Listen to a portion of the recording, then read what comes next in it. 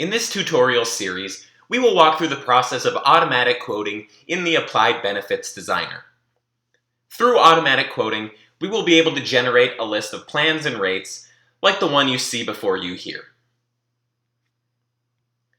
We begin the process of automatic quoting by navigating to Coverage Period Setup, Census. The first leg of this process will involve downloading the census template, setting up our census information, and uploading it into the Benefits Designer. The first thing we'll do is download our census template. And when we click Download Census Template, that will save this file locally to your computer, drive, or wherever you have your downloads set up to go. It will exist outside of the Benefits Designer system. When you open the downloaded census template, this is what you will see. And there are several different fields that we'll need to fill in to be able to import and upload to our group. And we'll take a look at each of the fields here. I have a completed census, and we'll go through each of these columns one at a time. Last name and first name are looking to simply capture the names of the members of your census, both employees and dependents.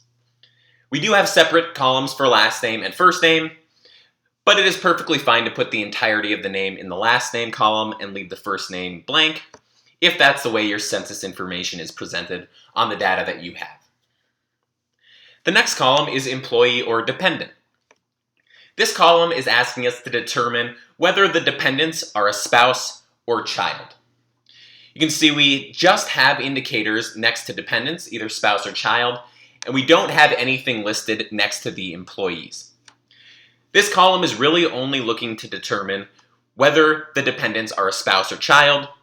We don't need to put any indicator next to an employee.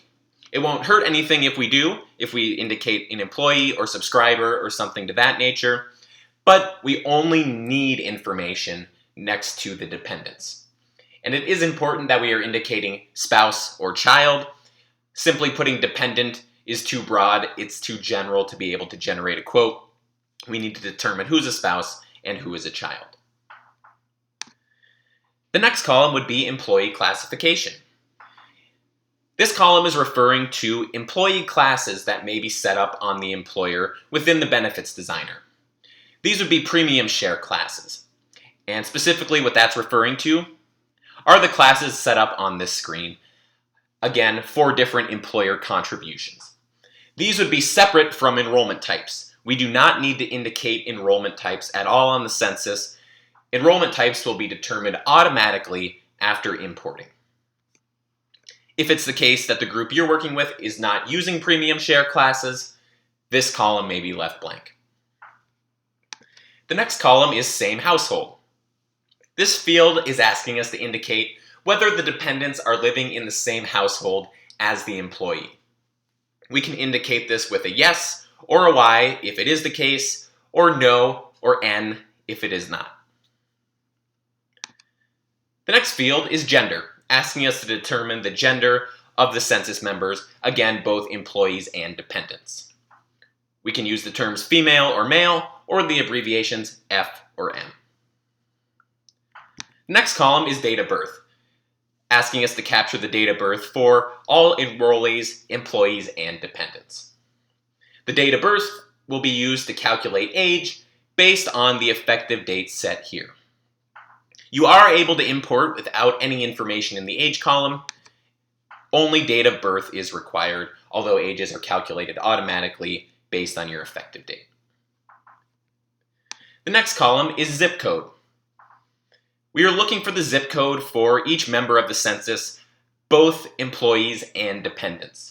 We do need a zip code to be able to generate an automatic quote. The next 2 columns, county and FIPS code, are very similar. If you're not familiar, a FIPS code is a numeric indicator similar to a zip code, but more specific. There can be instances where there are multiple counties within a single zip code, so the FIPS code is a further indicator letting you know specifically which county is being referred to.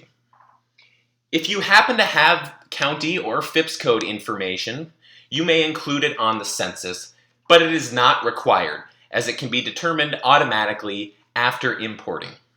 As long as you have a zip code in place, we will be able to determine county and FIPS code after we have imported into the system. If you do have that information beforehand, you may add it to the census prior to uploading, and nothing will need to be determined in the system itself. The next column is smoker, asking us if a census member happens to be a smoker or not. If left blank, it will be assumed no. Otherwise, we will indicate with a yes or a Y if the individual is a smoker. Finally, the last column is asking us for the state information, and we are looking for the 2-letter abbreviation for the state. After we have all of our information set up on the census, we are ready to import into our group.